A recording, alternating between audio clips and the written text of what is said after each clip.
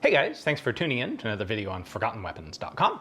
I'm Ian McCollum, and I'm joined today by Mr. Caleb Daniels, who is writing a book on James Bond's firearms. Not just the movie, but also all 51 of the books by Ian Fleming and all the various continuation authors. And there's some really cool gunplay in James Bond. But Ian Fleming wasn't really a gun guy, was he? No, and what's fun is a lot of the times we get these hyper-fixated descriptions on firearms, just as you would the toiletries or the booze or the clothing. I mean, you have so many detailed aspects, and then you have these super important pieces that you need to visualize in order to understand the plot when you're reading, and you get very vague descriptions that kind of leave you wondering what precisely is being described.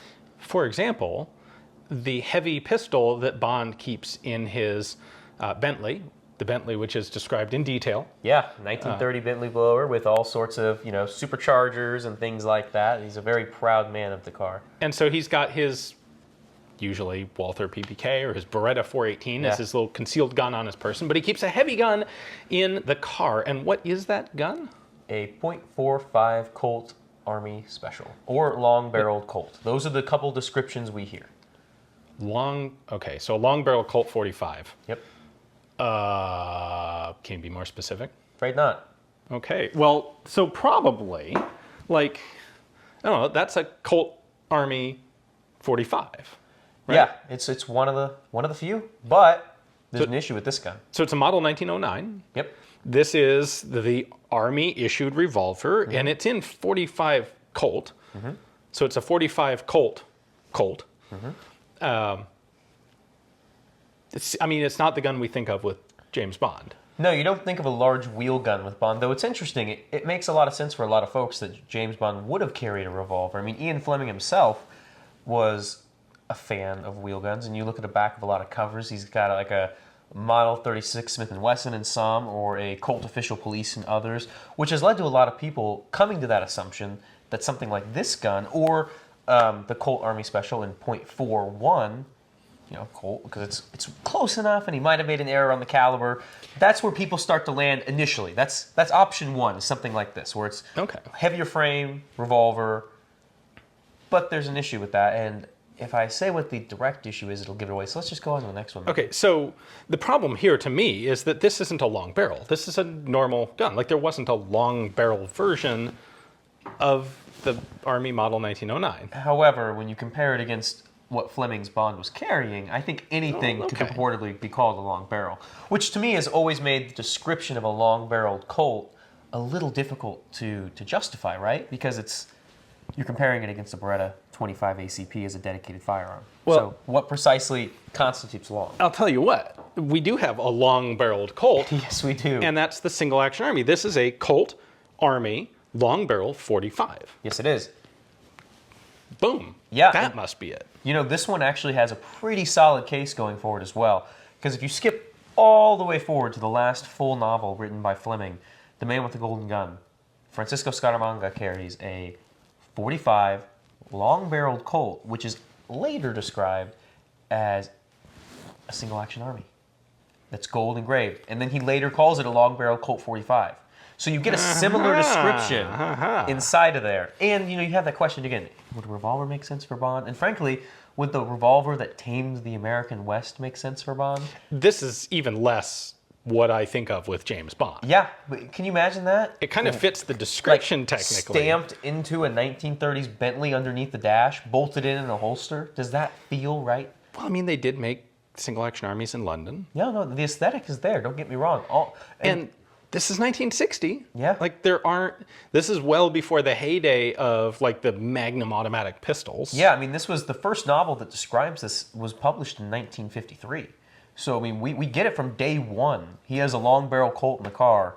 And so we never get, like I said, the full description. But, Ian Fleming had a huge affinity for the American West. Very obsessive about it. Not obsessive, but he was very interested in it in the way for us as Americans that it feels less than foreign. To him, it felt very foreign. He wrote Diamonds Are Forever. It happens in Vegas, and there's a whole bunch of Western gunplay and themes that happen in the desert. And then Scaramanga has the single action army. So there's there's credit to that clearly being in his psyche. Like, this is something he was thinking about. This gun was on his radar. So maybe. Maybe. But it's missing one of the most important details, which we get in one of the short stories. Okay, and there is. So, like, the problem with this is it's not long barrel. I would agree. This is also not long barrel, but Yeah. this is a Colt Army 45. Yeah. And like you said, it's got a long barrel compared to a little diminutive Beretta. Significantly so. Also available in Britain. We have, in fact, here a British proofed one. Yeah, they were very, very available in Great Britain. And Fleming had a history with British special operations, right? Yes, he did. He founded 30 Commando, or 30 AU, 30 Assault Unit, back in World War II. They were what he later called in his books his Red Indians. James Bond, clearly in the novels, has a 30 AU background. There's like these very descriptive portions of missions that the 30 AU guys would have been running about him knowing how to operate a particular type of rocket launcher or bazooka or whatever, right? Or being in this type of forest in this battle. And British commandos were very, very familiar with the Colt 1911. Right. It was their sidearm. It was by far the best sidearm they had available at the beginning of the war. Yeah, and again, and Fleming, as the head of 30 AU, when you read books about these commandos, they discuss how Fleming helped plan missions. He was their advocate against the bureaucracy of the government and of the military. He was their advocate. He was their requisitioner of supplies to keep them around. So the likelihood of his familiarity with this firearm is pretty high. And the fact that Bond is so clearly inspired by some of these commandos it brings into the possibility that this gun could be the one. And like, I can see a debate between these two. Absolutely. But it seems to me, even someone who's not really a gun guy, but a guy who has the combat experience of Fleming, he would know that a 1911 is a far superior combat weapon in the 1950s to a single action army. Yeah, and speaking back to the World War II and that whole mentality that he had, where he was drawing from his personal experiences, the Beretta comes from his own carrying of a baby Browning. Okay. So Bond is an amalgamation of the real heroes that he knew that were commandos or real spies that just spanned across everyone he made contact with. I mean, everyone from Major Fairbairn to some of the most dangerous and deadly spies of World War II to the commandos. He took his own experiences, their experiences, and created a character. A lot of those guys really, really used the 1911 quite a bit. Yeah. So yeah, you've been teasing Yeah. some specific detail. What's the other deal? the with most this? important detail is that manual safety.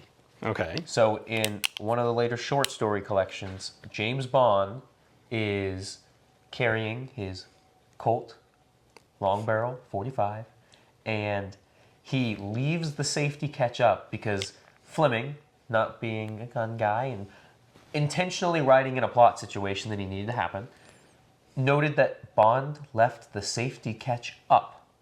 Specific phrasing, up. Yeah. Because he just wanted to capture the individual. He did not want to accidentally shoot them, which to me leads to two things. One, clearly it's a safety that rests upward. And two, if he's familiar with the gun even remotely, he knows that it's a single action pistol that is safety operated, which means that it has a very light trigger mechanism.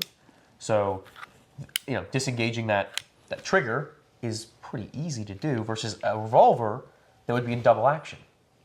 But he really isn't a gun guy. Right. He would be far from the first author to just screw it up And build a and plot put a point safety into a revolver. Absolutely. I mean, he puts a PPK in a Burns Martin triple draw holster that was designed for revolvers. There is no such thing as that holster that fits a PPK. It Correct. never existed. So there's a lot of gray area as to where things could be, and we're going to discuss this in such detail. I mean, I know this sounds like we're running at every angle here, but I get into the weeds on this section because I enjoy reading these novels, and these novels from Fleming inform the rest of the continuation novels. And I think it's really important for us to have a strong visualization as to what we're reading about so that we know, and then the later continuation authors have the capability and capacity to continue to be inspired by Fleming and create more realistic pieces. So you have a section about this question in the book. Yes. which one do you come? What's your official conclusion? Which is the Colt? I can't hold them all up. Which is the Colt long-barreled 45? With the inclusion of a manual safety, I am happy to make an argument, at least today, for the sake of our comment section, that it is it's a Colt 1911, British proofed, as used by 30 Commando AU and many other Commando units during World War II, Winston Churchill, and so many others. All right. Well, if you want to read the whole explanation of all the additional details that go into this... and other Colt models that could have potentially been there. We have a laundry list of them. Yes. You go into pretty deep detail on this stuff. You're like a total James Bond gun nerd. Minutely so. Yeah. This is not something to be ashamed of. It runs deep. Yeah, this is what I enjoy doing. If you're interested in finding out all of the fine details, definitely check out Caleb's book. We have a Kickstarter ongoing right now for it. We have some bunch of cool extras. We have a Kickstarter exclusive version, bookmarks, ex libris, all sorts of cool extras. Link to the Kickstarter, the ongoing Kickstarter, is in the description text below. Check it out. If the book interests you, pick up a copy now on pre-order. Thanks for watching, and thanks for joining me today. Absolutely. Thank you.